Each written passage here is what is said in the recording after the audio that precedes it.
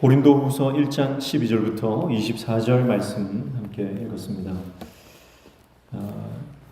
사도 바울이 고린도 교회를 방문하려고 계획을 했지만 그 방문을 연기하게 됐죠. 그래서 그 연기하게 된 이유에 대해서 오늘 말씀에 설명하고 있습니다. 먼저 12절 보시면 우리가 세상에서 특별히 너희에 대하여 하나님의 거룩함과 진실함으로 행하되 육체의 지혜로 하지 아니하고 하나님의 은혜로 행함은 우리 양심이 증언하는 바니 이것이 우리의 자랑이라, 그렇게 말씀하고 있습니다. 고린도 전서가 주로 교회의 내적 문제들에 대해서 다루었다, 그렇게 말씀을 드렸잖아요. 그에 반해서 고린도 후서는 주로 외부의 거짓 사도들로부터 야기된 문제들을 다루고 있습니다.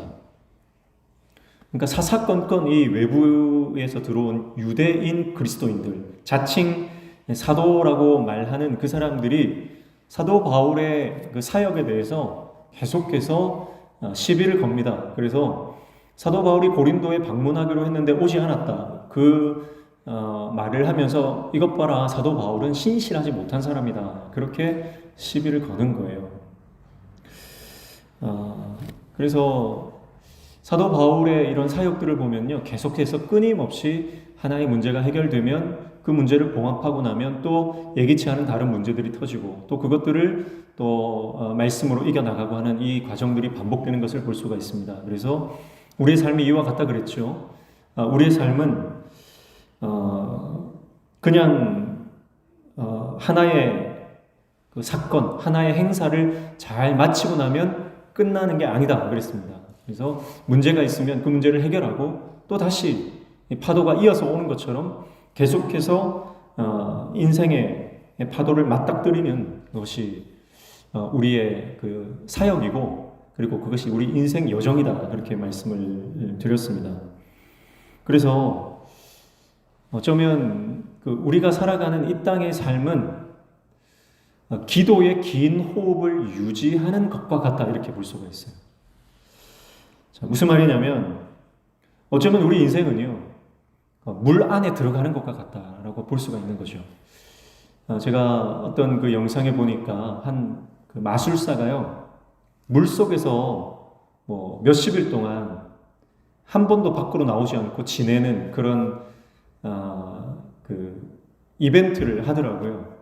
그래서 진짜 단 한 번도 물 밖으로 나오지 않고 거의 몇 주 동안 그 큰 수조에 들어가서 거기서 사는 거예요. 그래서 이제 산소 호흡기를 통해서 산소를 공급받고 또 영양분을 공급받으면서 그 물 안에서 몇 주를 지내더라고요. 그 성공을 하더라고요. 성공을 했는데 그리고 나서 호흡기를 뗐죠. 시간이 딱 되니까 호흡기를 떼고 그때부터 숨 참기를 하는데요, 물 속에서 7분을 버티더라고요. 근데 7분 버티는 거 대단하죠. 그런데 산소 호흡기를 떼니까 7분 버티고 더 이상은 못 있는 거예요.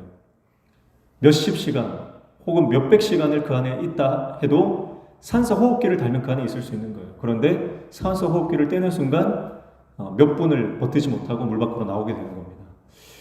우리 인생이 이와 같지 않는가 하는 생각을 했어요. 우리가 살아가는 이 땅은요, 어쩌면 우리가 살면서 고난을 피해야 되고 좀 환난을 좀 벗어나야 되고 이렇게 생각하지만, 아니 어쩌면 우리 인생은요, 고난의 한복판이라고 볼 수 있는 거예요. 하나님께서 우리를 이 땅에 보내실 때 그 고난의 한가운데로 물속으로 우리를 보내신 겁니다.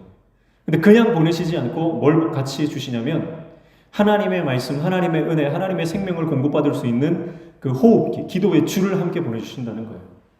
그래서 우리가 이 땅을 살아가는 것은 그 기도의 줄을 붙드는 것이고 하나님의 생명줄을 붙드는 것이다. 그래야만 이 환난의 한복판, 고난의 한가운데, 고통의 그 정중앙에 우리는 놓여져 있는데 그 가운데서 어떤 사람이 승리하느냐, 그걸 벗어나려고 발버둥치고 그 고통을 피하려고 애를 쓰는 인생이 아니라 하나님이 주시는 기도의 줄, 생명의 줄을 붙들고 그 줄로 공급되어지는 하나님의 은혜를 맛보면서 살아갈 때에 우리는 고난과 환난을 이겨나갈 수 있다고 하는 것입니다. 그래서 하나님이 원하시는 것은 고난을 이길 만한 믿음과 능력을 가지게 되는 것이지 고난을 두려워하여 피하고 회피하는 인생이 아니다라고 하는 것이죠. 그래서 사도 바울이 고린도전서를 통해서 그 교회 내부 문제를 잘 수습하려고 했던 그 문제들, 결국은 고린도 교회는 회개의 자리로 나아왔고요. 그럼에도 불구하고 그들의 삶 가운데 다시 한번 유대인 기독교인들이 자칭 사도라고 하는 그 거짓 사도들이 그 교회를 어렵게 하는 것을 보면서 우리는 그 인생에 계속적으로 다가오는 고난의 파도, 역경들을 믿음으로 이겨나가야 한다라고 하는 것을 깨닫게 되는 것입니다. 그래서 고린도후서는 참 사역자와 거짓 사역자가 누구인가라고 하는 것을 큰 주제로 잡고 있다고 볼 수가 있습니다. 누가 정말 진정한 하나님의 종인가? 그리고 어떤 사람들이 거짓 선지자인가, 거짓 사역자인가를 구별하고 그것을 잘 구별해야만 하나님의 백성으로서 정체성을 지키고 하나님의 교회를 아름답게 성장시켜 나갈 수 있다라고 하는 것을 고린도후서는 굉장히 그 큰 주제 안에 그것이 들어있다라고 하는 것을 볼 수가 있습니다. 그래서 우리가 고린도후서를 계속 살펴보면서요, 먼저 이 말씀을 나에게 적용해야 됩니다. 나는 하나님 앞에서 진실하고 신실한 종인가? 아니면 나는 가짜인가? 나는 진짜 그리스도인인가? 아니면 나는 가짜 그리스도인인가? 그것을 이 말씀을 통해서 우리는 우리 자신을 돌아봐야 할 것입니다. 그리고 두 번째는 우리 주위에 있는 여러 사람들을 이 사람이 정말 하나님의 종인가? 아니면 이 사람은 무늬만 하나님의 종인가 하는 것들을 분별할 수 있는 기준이 된다. 그것이 고린도후서의 큰 맥락이다, 주제다라고 하는 것을 볼 수가 있습니다. 자, 그래서 전체적으로 고린도후서를 봤을 때 누가 참 사역자이고 누가 거짓 사역자인가를 말하고 있는데요, 말씀하고 있는데, 거짓 사도들은 여러 인간적 자랑거리로 사역자의 권위를 내세우고 있습니다. 그래서 오늘 본문에 보면 자랑이라고 하는 단어를 많이 쓰죠. 자랑. 12절 보면은 다시 말씀하면 마지막에 보면 이것이 우리의 자랑이라 그렇게 말씀하고 있어요. 이것이 우리의 자랑이다. 그래서 그 자랑이 뭡니까? 바로 너희에 대하여 하나님의 거룩함과 진실함으로 행하고 육체의 지혜로 아니하고 하나님의 은혜로 행하는 것, 이것이 우리의 자랑이다. 이렇게 말씀을 하고 있죠. 근데 원문으로 보면요, 우리의 자랑이다 라고 하는 말씀이 맨 뒤에 가 있지 않고 맨 앞에 놓여져 있어요. 그래서 우리의 자랑은 이것이니 곧 거룩함과 진실함과 육체의 지혜가 아니라 하나님의 은혜로 행하는 것이다 라고 하면서 자랑이라고 하는 이 카우케시스라고 하는 단어가 맨 앞에서 강조되고 있는 것을 볼 수가 있습니다. 그러니까 뭘 자랑하느냐, 이게 굉장히 중요하다는 거예요. 나는 자랑한다, 곧 거룩함과 진실함과 하나님의 은혜를 자랑한다. 그리고 13절에도 14절에 보면 너희가 우리의 자랑이 되고 이런 말이 있죠. 너희가 우리의 자랑이 되고. 그래서 성도들, 고린도 교회 성도들이 나의 자랑이다, 그 말을 하고 있는 거예요. 자, 그런데 거짓 사도들은 어떤 걸 자랑합니까? 인간적인 자랑거리를 내세웁니다. 이게 거짓 선지자들의 특징이라는 거예요. 그래서 고린도후서 11장 22절 말씀에 보면 거짓 사도들이 자랑하는 것은 뭐냐? 유대교의 유산입니다. 오늘날로 말하면 자기의 학벌, 출신, 자기의 그 스펙, 뭐 이런 것들이 자랑거리가 되고 권위를 내세우는 기준이 된다라고 하는 거예요. 이게 거짓 선지자들의 첫 번째 특징이다, 이렇게 볼 수가 있어요. 여러분, 우리는 하나님 앞에서 내 학벌이나 내 출신이나 내가 배운 경험과 내 지혜를 자랑할 수 없는 줄로 믿습니다. 그래서 늘 말씀드리지만 내가 나 된 것은 하나님의 은혜지 그 어떤 사람도 하나님 앞에서 내가 낸 데라고 말할 수가 없는 거예요. 내가 누군데 감히 내가 누군 줄 알고, 이런 말 많이 하죠. 어떤 사람들이 많이 합니까? 높은 지위를 가진 사람, 또 돈을 많이 번 사람, 이런 사람들은 감히 내가 누군 줄 알고 이런 얘기를 많이 하잖아요. 네. 하나님 앞에서 내가 나다라고 말할 수 있는 사람은 그 어느도 없다, 누구도 없다는 거예요. 오히려 내가 하나님 앞에, 말씀 앞에 온전히 서면 내 자신을 감히 누구라고 말할 수가 없는 거예요. 그게 은혜를 아는 사람입니다. 그런데 세상 사람들이 그렇게 말하는 것은 일면 이해가 됩니다. 왜냐하면 정말 자기 능력으로, 자기 노력으로 또 그 성실히 살아와서 자수성가해서 돈을 벌고 높은 지위를 가졌다면 뭐 인정받을 만한 거죠. 그런데 중요한 것은 하나님의 종이라고 자처하는 사람들, 소위 뭐 예언을 한다든지 뭐 치유사역을 한다든지 아니면 목회자가 되어서 하나님의 종이라고 말하는 그런 사람들조차 감히 내가 누군 줄 알고 이런 말을 한다면 그 사람은 거짓 사도다, 거짓 종이다, 그렇게 볼 수가 있는 것입니다. 그리고 3장 1절 말씀에 보면 그들이 자랑하는 것은 추천서를 자랑했다, 이렇게 볼 수 있어요. 누가 나를 천거했느냐, 누가 나를 추천했느냐, 그러니까 내가 어떤 백그라운드를 가졌느냐, 그걸 자랑했다는 거예요. 고린도교에 들어온 그 가짜 사도들이 자랑했던 것이 그런 겁니다. 자기 백그라운드를 자랑한 거예요. 자기가 얼마나 유력한 사람을 많이 알고 있고 누가 나를 추천했느냐라고 하는 것들, 그런 것을 자랑했던 것이죠. 그러나 사도 바울의 자랑은 오직 뭡니까? 내가 하나님과 연결되어 있는 것, 예수 그리스도로 말미암아 내가 새 생명을 얻은 것, 그것 외에는 자랑할 것이 없는 거예요. 인간적으로 사도 바울은 뭐 베드로도 알고 사도들 잘 알죠. 오히려 그들보다 더 뛰어나고 많은 사역을 감당했던 분이고요. 그럼에도 불구하고 사도 바울은 인맥을 자랑하지 않았다는 거예요. 인맥을 자랑하지 않았다. 그러나 거짓 사도들은 자신이 누구와 연결되어 있는지 그 인맥을 자랑하는 겁니다. 그러니까 그 사람의 자랑을 보면요, 자기 입에서 늘 사람에 대한 자랑, 자기가 알고 자기가 교제하고 만나는 사람이 누군가를 자랑하는 사람은 그 사람은 진짜가 아니다, 그렇게 볼 수가 있는 것입니다. 그리고 2장 17절 말씀에 보면 그들이 자랑한 것은 바로 사역 과정에서 경험했던 자신들의 어려움을 과대 포장해서 마치 자기가 위대한 사역자인 것 마냥 거들먹거렸다, 이렇게 사도 바울이 말씀하거든요. 그러니까 그들은 온전한 하나님의 은혜를 자랑하는 것이 아니라 그들이 했던 고생들, 그것을 과대 포장해서 내가 이만큼 고생을 했고, 내가 이만큼 수고를 했고, 내가 이만큼 노력을 했고, 뭐 그런 것을 자기 자랑을 했다는 거예요. 그리고 11장 20절 말씀에 보면 고린도 교회 성도들을 자신들의 노예인 것처럼, 자기 종인 것처럼 만들어서 그들을 부렸다, 그렇게 말씀하거든요. 그러니까 거짓 선지자의 특징은 뭐냐? 성도들을 하나님께서 맡기신 양으로 보지 않고 자신의 배를 채우기 위한 도구로서 보는 것입니다. 그것이 거짓 선지자들의 특징이다, 그렇게 볼 수가 있어요.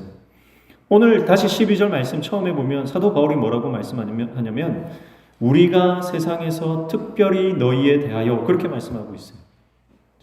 이것은 어떤 말씀이냐면 사도 바울이 고린도 교회 성도들을 얼마나 사랑하고 그들을 아끼고 그들을 배려하고 있는지를 말씀하는 겁니다. 그래서 무슨 단어를 쓰냐면 특별히라고 하는 단어를 쓰는 거예요. 내가 하나님의 거룩함과 진실함으로 행했고 육체의 지혜로 하지 않고 하나님의 은혜로 행했는데 그것은 너희를 위한 특별한 나의 사역이다, 그렇게 말씀하고 있는 것입니다. 여러분, 이게 사역자의 자세죠. 하나님께서 나에게 맡기신 이 양은 그냥 나에게 맡기신 양이 아니라 하나님께서 나에게 특별히 맡기신 양이다. 하나님께서 나에게 특별히 맡겨주신 특별한 은혜다. 그것을 사도 바울은 깨달았던 것입니다. 그렇기 때문에 고린도 교회 성도들을 향해서 특별한 사랑과 은혜로 그들을 대하고 있는 것을 볼 수가 있습니다. 그러나 거짓 선지자들은 어떻게 했어요? 거짓 사도들은 그들을 오히려 착취하고 그들을 종처럼 부려먹으려고 하고 그들을 통해서 자기의 이익을 추구하는 그런 삶을 살았다라고 하는 것이죠. 여러분, 성도가 자기 것이라고 생각하는, 교회가 내 것이라고 생각하는 순간 목회자는 변질이 되는 거죠. 그러나 이것은 하나님의 교회고 하나님의 성도고 하나님의 특별한 은혜로 내가 이 성도들을 맡았다. 그렇게 바른 부르심과 자기 사명감을 가지고 있어야만 변질되지 않는 것입니다. 그래서 사도 바울은 지난번 말씀드렸지만 1장 1절부터 분명히 어떤 자세로 사용하고 있는지를 밝히고 있습니다. 그래서 사도 바울은 첫 번째 소명이 분명했다 그렇게 말씀드렸어요. 소명이 분명했다. 그래서 1장 1절에 보면 하나님의 뜻으로 말미암아 그리스도 예수의 사도된 바울이라고 자기 자신을 소개하면서 하나님이 나를 부르셨고 하나님이 나를 쓰신다라고 하는 것, 나는 하나님의 도구일 뿐이다라고 하는 분명한 자기 인식, 하나님에 대한 사명감이 있었다라고 하는 것입니다. 부르심에 대한 확신과 복음에 대한 분명한 이해가 있었기 때문에 사도 바울은 자기 자리를 지키는 거예요. 하나님께서 허락하신 그 자리를 떠나지 않습니다. 선을 넘어가지 않습니다. 여러분, 신앙은요, 자기 자리 지키기입니다. 신앙생활 하는 것은 하나님께서 만들어 놓으신 영적 경계선이 있어요. 그 경계선을 지키는 것, 그것이 신앙이라고 볼 수 있습니다. 하나님께서 말씀하시죠. 나는 말씀한다. 그리고 너는 그 말씀에 순종해라. 우리는 그 말씀을 순종하는 자리를 지키면 됩니다. 내가 말씀하는 존재가 아니라는 거예요. 나는 창조자가 아니라 피조물이다. 분명한 자기인식이 있어야 됩니다. 그러나 아담과 하와는 그 창조주의 자리를 넘봤지요. 그래서 선악과를 먹게 되므로 그 선을 넘습니다. 그게 곧 죄죠. 신앙은 자기 자리를 지키는 것이고 죄는 곧 자기 자리를 넘어서는, 경계를 넘어서는 것이 죄라고 볼 수가 있는 것입니다. 오늘 저와 여러분이 하나님께서 나를 어떻게 부르셨고 하나님께서 나를 어떻게 쓰시는가에 대한 자기 자리에 대한 분명한 인식과 확신을 가지고 신앙생활하는 저와 여러분 되시기를 축복합니다. 두 번째는 부르심에 대한 확신이 있었고, 두 번째는 그 부르심에 대한 거룩한 삶이 있었다는 거예요. 그래서 복음을 이익의 도구로 사용하지 않았다는 거예요. 거짓 선지자들은 고린도 교회 안에 들어왔던 유대인 기독교인들, 자칭 리더요, 자칭 사도요, 자칭 목자라고 했던 그들은 복음을 자신의 이익의 도구로 삼았습니다. 그러나 사도 바울은 복음을 이익의 도구로 사용하지 않았고 오직 예수 그리스도의 종된 삶을 살았습니다. 그리고 자기 자신이 연약한 질그릇인 육체임을 인정하고 자기는 자랑할 것이 없고 오직 내 안에 들어와 있는 예수 그리스도, 복음만이 드러나야 함을 알았죠. 그렇기 때문에 철저히 자기 자신을 십자가에 못 박고 자기 자신을 드러내지 않았습니다. 그렇기 때문에 그는 거룩하고 신실하고 정결한 삶을 살아갈 수가 있었던 것이죠. 신앙은 삶이 수반되는 것입니다. 신앙은 반드시 거룩하고 반드시 하나님께서 인정하시는 그런 삶의 모습이 따라오는 것이죠. 내가 예수 믿는다고 하면서 내 삶은 세상과 구별되지 않는다면 여러분, 그 삶은 하나님께서 인정하는 삶이 아니다라고 하는 것입니다. 그래서 결국 그리스도인은 세상과 구별되는 삶을 살아야 된다라고 하는 것입니다. 한 목사님은 주례를 할 때 꼭 이런 말씀을 하신다 그래요. 그리스도인 부부는 어떻게 살아야 되느냐? 그리스도인 부부는 세상과 구별된 삶을 사는 것이 가장 중요한 덕목이다. 그렇게 말하면서 세상 사람들은 결혼식이라고 하는 것이 어쩌면 그 두 부부의 클라이막스가 된다는 거예요. 결혼식 하는 것이 많은 사람들을 초청해서 많은 사람들 앞에서 결혼식을 올리는 것이 그들 부부의 클라이막스고 점점 내리막길에 부부의 삶을 산다고 한다면 그리스도인 부부라면 결혼식은 시작일 뿐이고 그 이후로 하나님의 은혜를 누리는 점점 그 클라이막스로 다가가는 상승하는 삶을 살아가야 된다.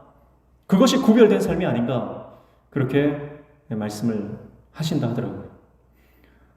저는 그 말에 전적으로 동의가 됩니다. 여러분, 우리가 예수님을 믿으면 세상과 구별된 삶을 사는데 세상 사람들은 인생의 클라이막스를 성공에 두고 있는 것입니다.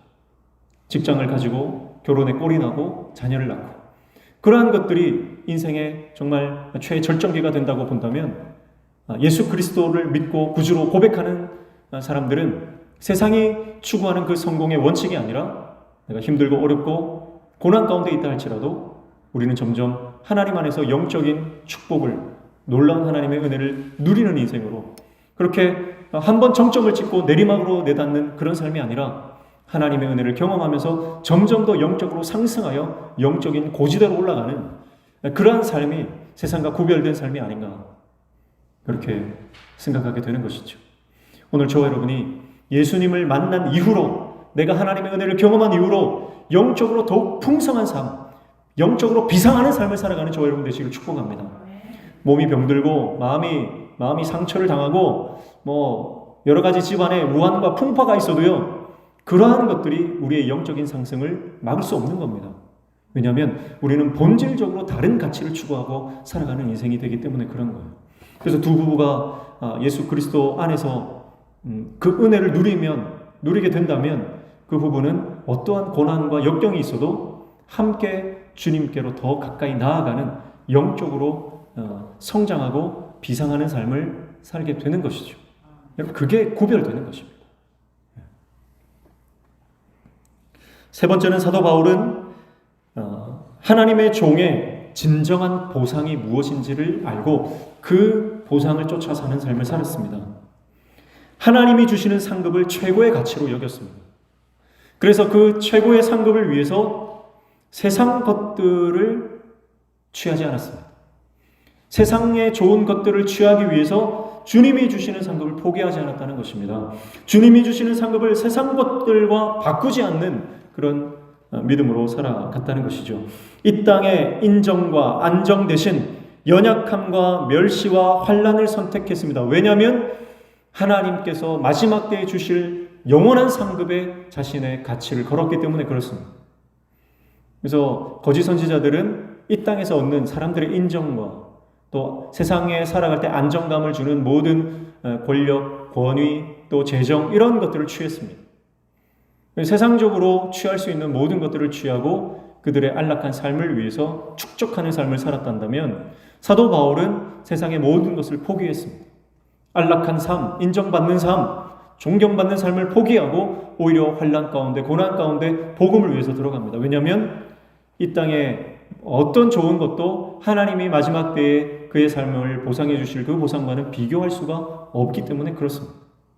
그래서 이 땅의 것을 하나님의 것과 바꾸지 않는 그런 삶을 살았던 것이죠.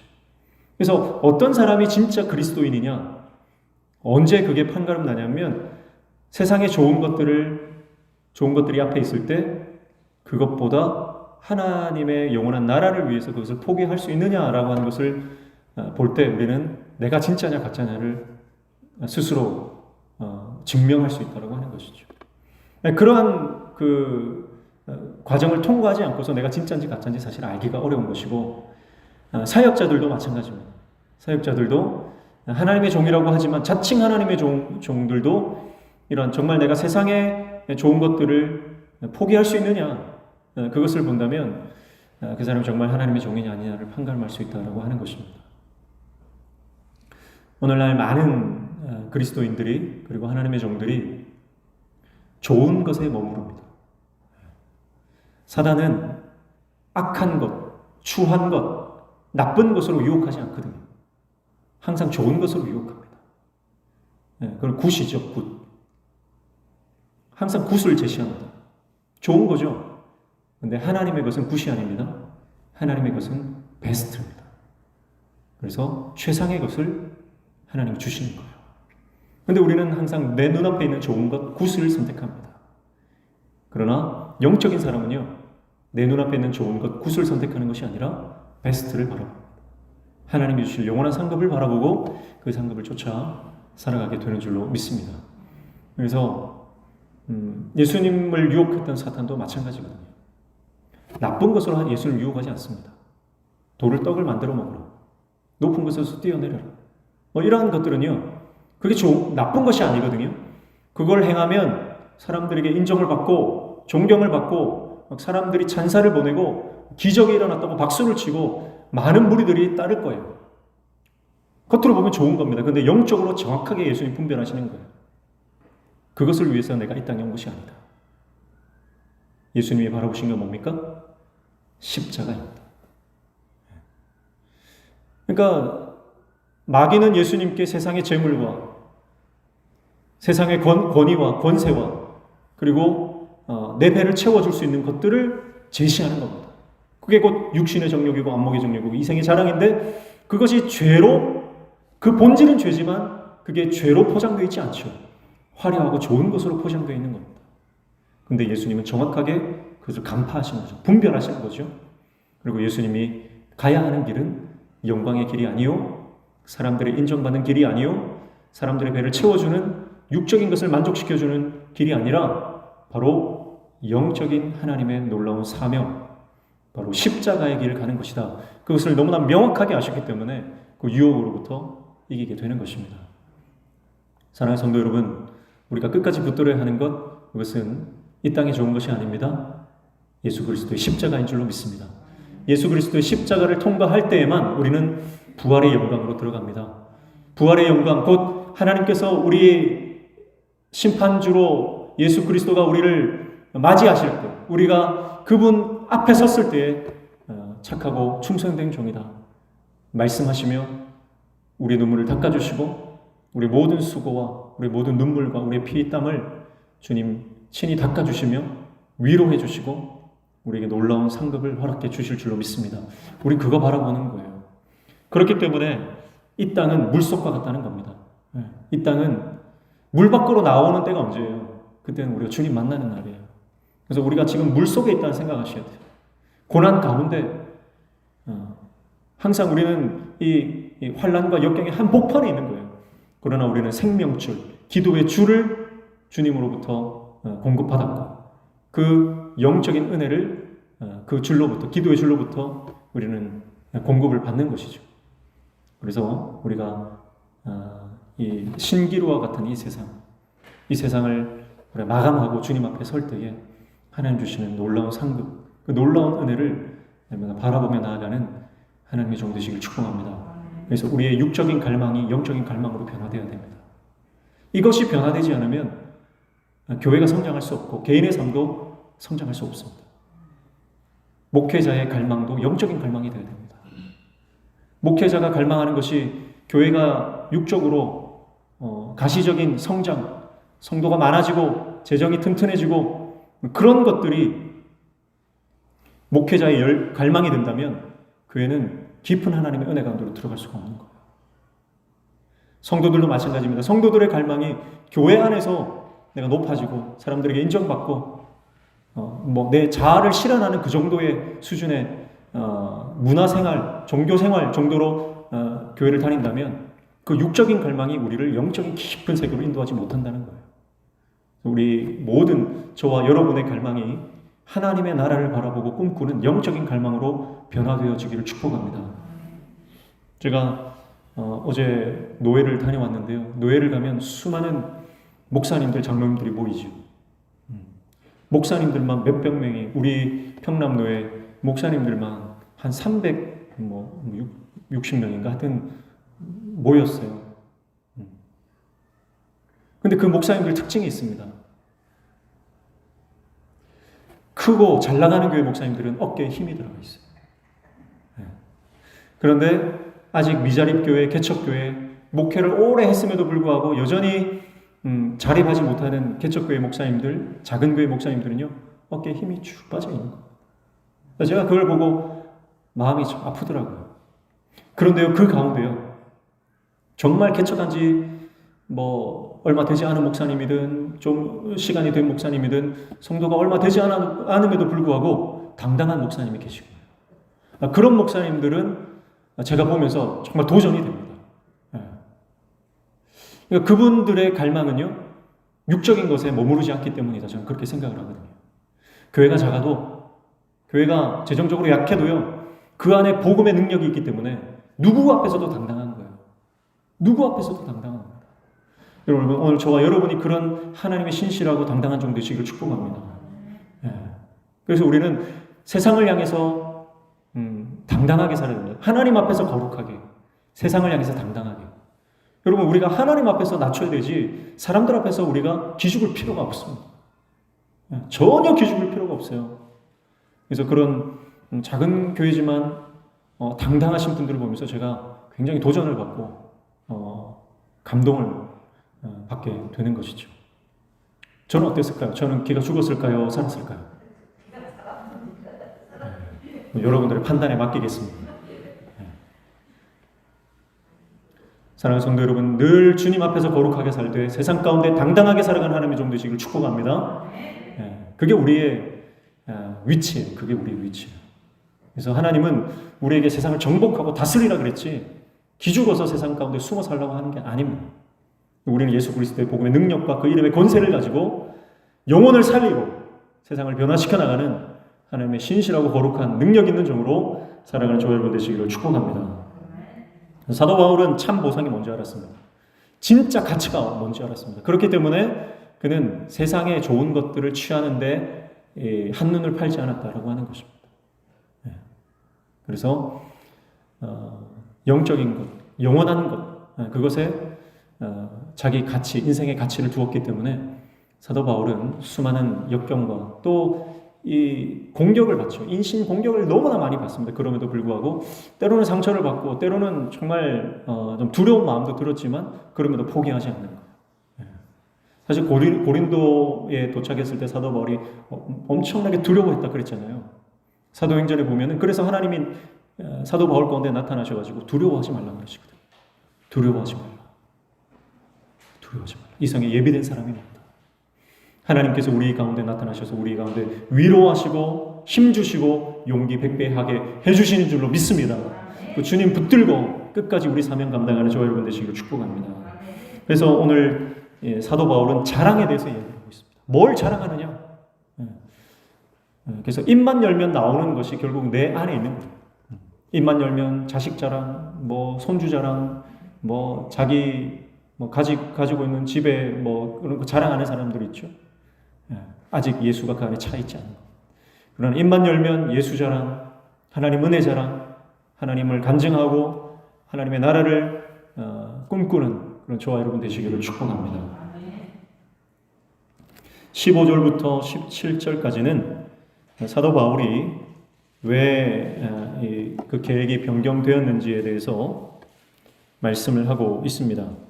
그래서 15절 보면 내가 이 확신을 가지고 너희로 두 번 은혜를 얻게 하기 위하여 먼저 너희에게 이르렀다가 너희를 지나 마게도냐로 갔다가 다시 마게도냐에서 너희에게로 가서 너희의 도움으로 유대로 가기를 계획하였으니 그렇게 말씀하죠.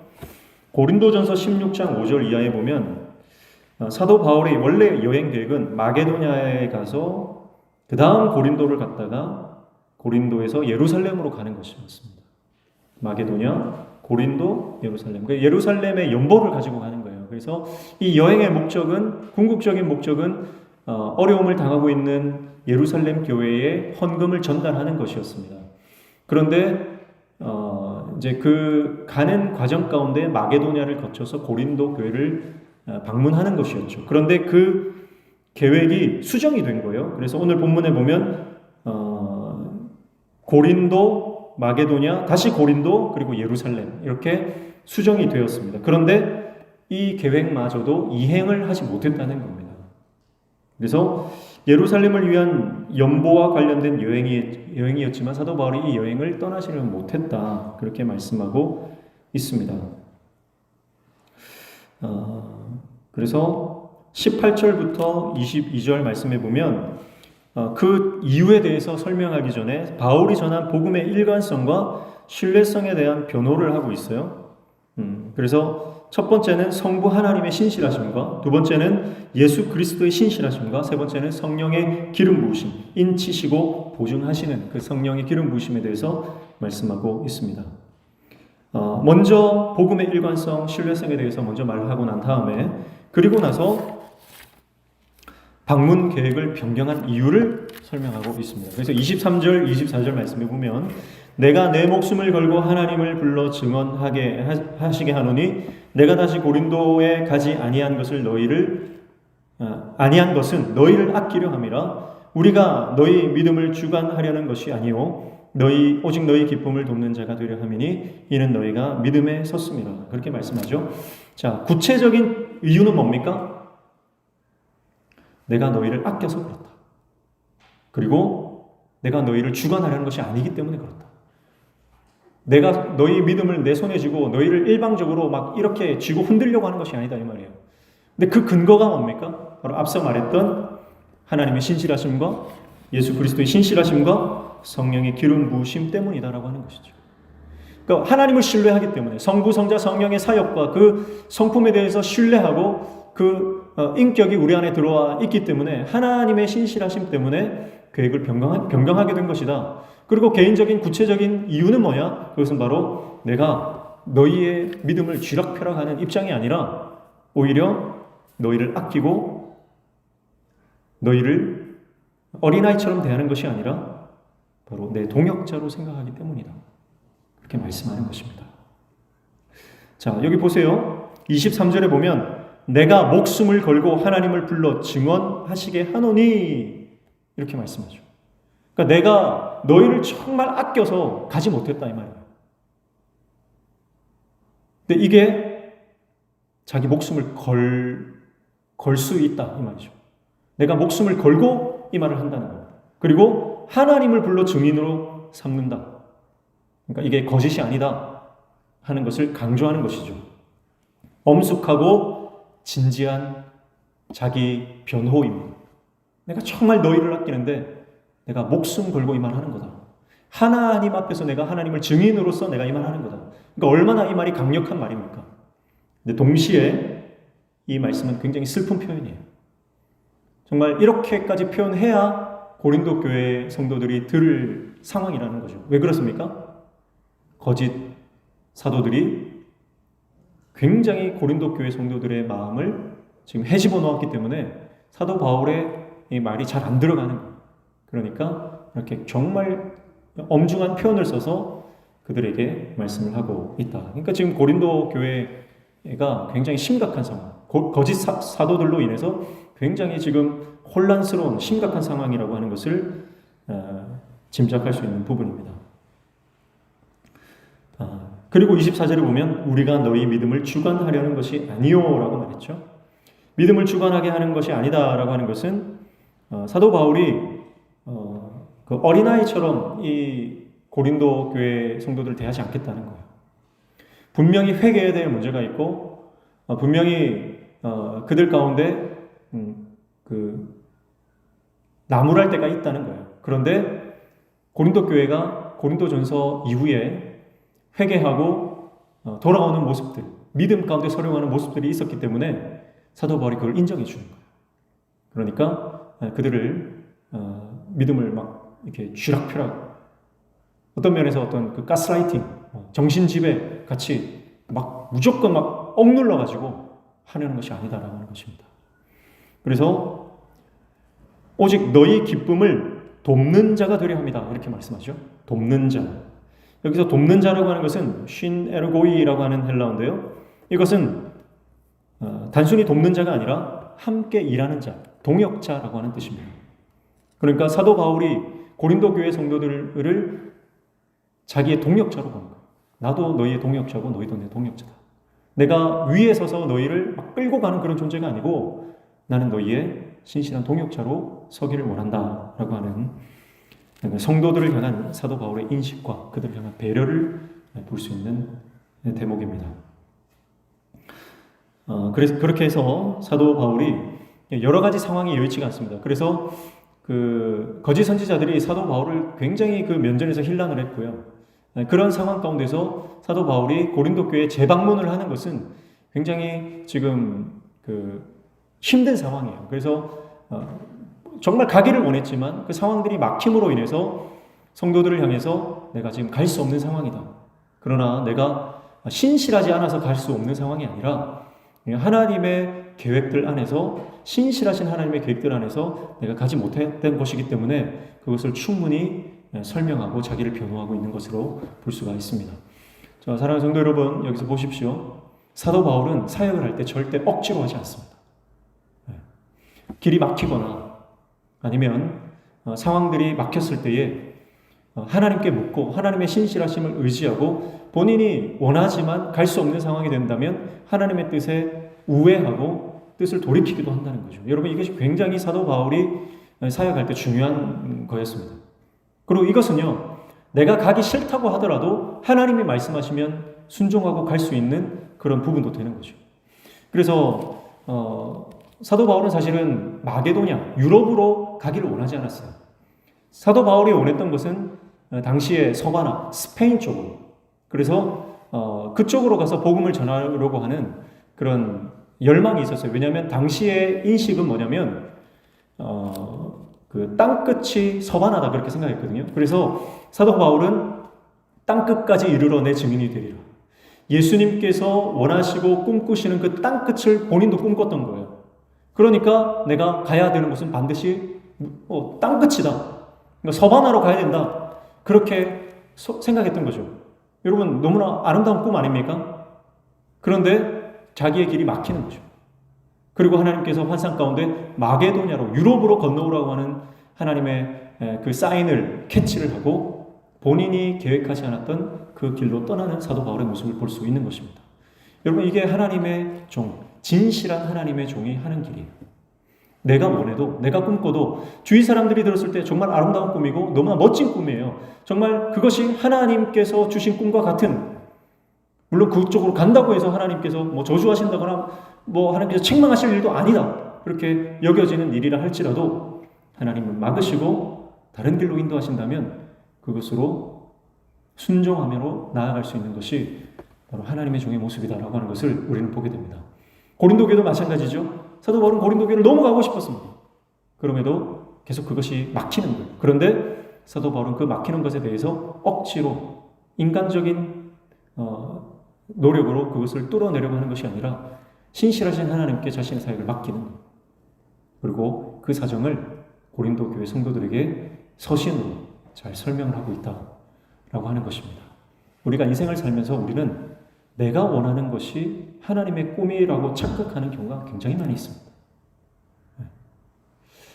그래서 성경 구절도요, 내가 원하는 구절 쏙쏙 빼가지고 요거는 하나님의 뜻이야라고 그렇게 기정사실화시키고 내 꿈을 하나님 꿈으로 둔갑시키는 경우가 많다는 거죠.